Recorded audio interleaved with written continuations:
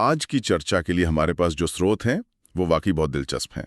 इनमें द हिंदू के एक विश्लेषण का ट्रांसक्रिप्ट भी शामिल है। और आज हम कई अलग अलग विषयों पर बात करेंगे। एक तरफ दिवाली को मिली एक बहुत बड़ी अंतर्राष्ट्रीय पहचान है, तो दूसरी तरफ भारत की एक अहम आर्थिक योजना पर WTO मतलब विश्व व्यापार संगठन में सवाल उठाए जा रहे हैं। और सिर्फ इतना ही नहीं, हम देश के अंदर की कुछ बहुत जरूरी बहसों को भी समझेंगे, जैसे संसद में एक गीत पर घंटों चली चर्चा, सरकारी पदों पर नियुक्तियों की प्रक्रिया, और यहां तक कि मनरेगा जैसी योजना में जो तकनीक इस्तेमाल हो रही है, ये सब आपस में कैसे जुड़ा हुआ है। आज का हमारा मकसद यही है कि इन अलग अलग दिखने वाली खबरों के बीच का जो कनेक्शन है उसे खोजा जाए। हम ये समझने की कोशिश करेंगे कि ये घटनाएं हमारे शासन, हमारी अर्थव्यवस्था और हमारे नागरिक अधिकारों के बारे में क्या बताती हैं।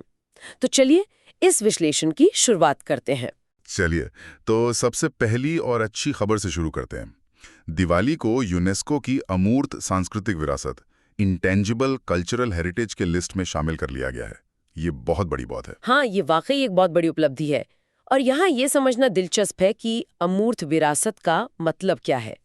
ये वो चीजें हैं, वो परंपराएं हैं जिन्हें हम छू नहीं सकते, लेकिन वो एक पीढ़ी से दूसरी पीढ़ी तक पहुंचती हैं और हमारी पहचान का हिस्सा होती हैं। यूनेस्को ने 2008 में ये सूची बनानी शुरू की थी। और यूनेस्को ने जो कारण दिया है वो भी बहुत गहरा है।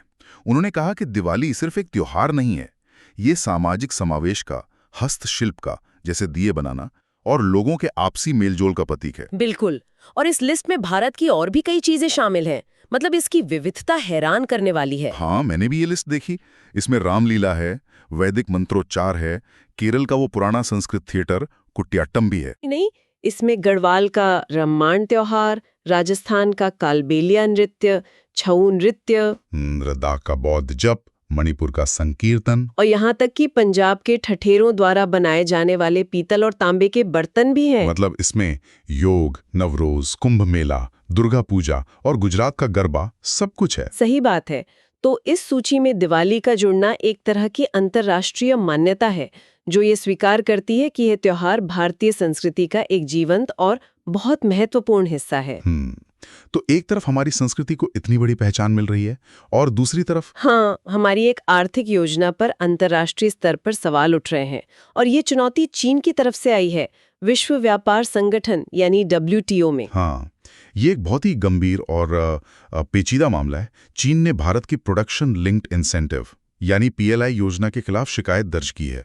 तो पहले थोड़ा ये समझते हैं कि ये PLI योजना आखिर है क्या। हमारे स्रोतों के मुताबिक इसे 2020 में गलवान घाटी की घटना के बाद उसके बाद शुरू किया गया था। इसका सीधा सा मकसद था चीन पर अपनी निर्भरता कम करना। बिल्कुल। इस योजना के तहत सरकार उन सेक्टरों की पहचान करती है जहां भारत आयात पर मतलब इंपोर्ट पर बहुत ज्यादा निर्भर है, जैसे मोबाइल फोन, दवाइयाँ, सोलर सेल वगैरह। फिर इन सेक्टरों में जो घरेलू निर्माता हैं उन्हें अतिरिक्त उत्पादन करने पर इंसेंटिव या प्रोत्साहन राशि दी जाती है। मतलब अगर कोई कंपनी भारत में ज्यादा फोन बनाती है तो सरकार उसे इनाम देगी। हाँ, बिल्कुल यही। तो फिर चीन को इससे क्या दिक्कत है? चीन का आरोप है कि ये योजना WTO के नियमों का उल्लंघन करती है। उनका कहना है कि ये एक तरह की आयात प्रतिस्थापन सब्सिडी है। आयात प्रतिस्थापन सब्सिडी? इसका क्या मतलब हुआ? मतलब एक ऐसी सब्सिडी जो उनके सामान को भारतीय बाजार में आने से रोकती है। WTO का एक नियम है नेशनल ट्रीटमेंट, जिसके तहत आप घरेलू और विदेशी सामान में भेदभाव नहीं कर सकते। चीन कह रहा है कि भारत की ये इंसेंटिव स्कीम उनके प्रोडक्ट्स के साथ भेदभाव कर रही है। लेकिन क्या WTO में हर तरह की सब्सिडी मना है? भारत तो किसानों को MSP भी देता है, वो भी तो एक सब्सिडी है। बहुत अच्छा सवाल है। नहीं, WTO सभी तरह की सब्सिडी पर रोक नहीं लगाता। वो विकासशील देशों को कुछ सीमित सब्सिडी की अनुमति देता है। भारत का जो न्यूनतम समर्थन मूल्य यानी MSP है, वो भी एक तरह की सब्सिडी ही है, जिसका अमेरिका हमेशा विरोध करता है। अब WTO में भारत को ये साबित करना होगा कि उसकी PLI योजना नियमों के दायरे में है। ये एक लंबी कानूनी लड़ाई हो सकती है। तो एक तरफ अंतर्राष्ट्रीय नियमों की ये लड़ाई है और दूसरी तरफ देश के अंदर भी नियमों और प्रक्रियाओं को लेकर बड़ी बहस चल रही है। चलिए अब देश के अंदर की दो घटनाओं पर नजर डालते हैं। पहली केंद्रीय सूचना आयोग यानी CIC में आयुक्तों की नियुक्ति से जुड़ी है। हाँ, और ये बहुत अहम है क्योंकि CIC ही वो संस्था है जो सूचना के अधिकार RTI कानून की सबसे बड़ी संरक्षक है एक तरह से। इन आयुक्तों की नियुक्ति एक समिति करती है। इसमें प्रधानमंत्री होते हैं, उनके द्वारा नामित एक कैबिनेट मंत्री जो अक्सर गृह मंत्री होते हैं, और लोकसभा में विपक्ष के नेता होते हैं। बिल्कुल। और हाल ही में राहुल गांधी ने समिति द्वारा सुझाए गए नामों पर अपनी असहमति जताई। लेकिन समिति में सरकार का तो बहुमत होता है, प्रधानमंत्री और कैबिनेट मंत्री, तो उनकी असहमति से ज्यादा फर्क नहीं पड़ा होगा। यही तो बात है, इस समिति की संरचना में ही सरकार का बहुमत है, 2-1 का, जिससे अक्सर सरकार के पसंदीदा व्यक्ति की ही नियुक्ति होती है। और यहीं पर विपक्ष के नेता की भूमिका का मुद्दा भी उठता है ना? हाँ। इस पद के लिए लोकसभा में 10% सीटों की जरूरत होती है। मुझे याद है 2014 में कांग्रेस के पास इतनी सीटें नहीं थी। सही। जिस वजह से लोकपाल जैसी कई अहम नियुक्तियां रुकी नहीं। बिल्कुल। बाद में सुप्रीम कोर्ट ने कहा कि सबसे बड़ी विपक्षी पार्टी के नेता को समिति में शामिल किया जा सकता है, भले ही आधिकारिक पद ना हो। तो एक तरफ ये नियुक्तियों की प्रक्रिया का सवाल है, और दूसरी घटना वो भी संसद से ही जुड़ी है। हाँ, संसद में वंदे मातरम पर हुई 10 घंटे की लंबी बहस।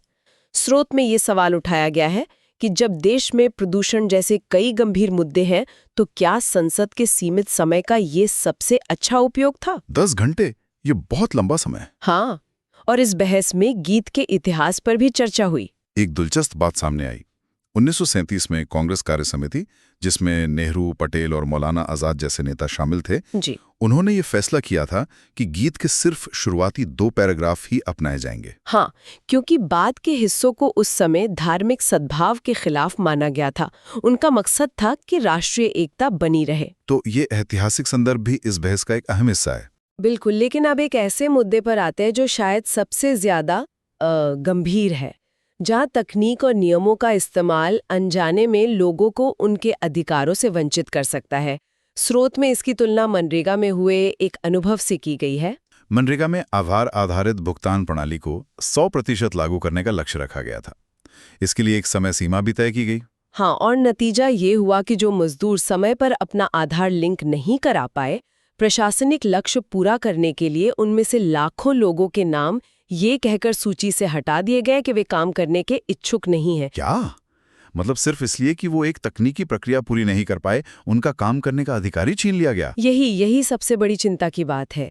काम करने का अधिकार एक प्रक्रियात्मक बाधा के कारण खत्म हो गया, और स्रोत ये चिंता जताता है कि कुछ ऐसा ही मतदाता सूची के संशोधन में भी हो सकता है। आप उस विशेष गहन पुनरीक्षण यानी स्पेशल इंटेंसिव रिवीजन की बात कर रही हैं, जो अभी 12 राज्यों में चल रहा है। हाँ, उसी की। इसमें नागरिकों पर यह साबित करने का भार डाल दिया गया है कि वे उस क्षेत्र के निवासी हैं। पहले ये माना जाता था कि अगर किसी का नाम सूची में है तो वो नागरिक है, और अब जिम्मेदारी नागरिक पर आ गई है। बिल्कुल। अब इसका सबसे ज्यादा खतरा प्रवासी मजदूरों, बेघर लोगों या उन महिलाओं पर है जो आसानी से दस्तावेज पेश नहीं कर पाती। तो जैसे मनरेगा में लोग काम के अधिकार से वंचित हुए, वैसे ही यहाँ लोग वोट देने के अधिकार से वंचित हो सकते हैं। इसकी पूरी आशंका है। ये दिखाता है कि कैसे अच्छी नीयत से बनाई गई प्रक्रियाएं भी अगर सही ढंग से लागू न हो तो नागरिकों के अधिकारों के लिए खतरा बन सकती हैं। आज हमने देखा कि कैसे दिवाली को मिली वैश्विक पहचान से लेकर WTO में भारत के आर्थिक दाव और मतदाता सूची से जुड़े तकनीकी नियम, ये सभी एक बड़ी तस्वीर का हिस्सा हैं। हाँ, ये सब हमें शासन, अधिकार और जिम्मेदारी के सवालों पर सोचने के लिए मजबूर करते हैं। और यहीं पर हम आज की चर्चा को एक विचार के साथ समाप्त करते हैं। जब पारदर्शिता या दक्षता के लिए बनाई गई प्रणालियां, चाहे वो आधार लिंकिंग हो या मतदाता सूची का सत्यापन, उन्हीं लोगों को बाहर करने लगें जिनकी सेवा के लिए वे बनी हैं, तो इसकी जिम्मेदारी किसकी है? उस प्रणाली की जो बहुत जटिल है, या उस व्यक्ति की जो उसकी रफ्तार के साथ नहीं चल पाता?